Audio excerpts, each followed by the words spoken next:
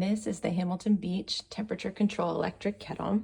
We had a different one for years, and I love this one that we got. It has a very easy open button, no coil inside, which I love. We're able to close it, but this is the best feature. You have different settings that you can use to determine what temperature you want your water to be. I drink green tea regularly, so that's helpful. If you're a French press coffee drinker, that's helpful. Boil is obviously a good option. It has a start and stop and the ability to keep warm, which is really cool. I love that it's stainless steel. It comes on this really easy base to just put on and off. As you see, it has a blue LED light and a water meter, so you can see how much water you've put in there. And then once you click a setting, it highlights, start, stop.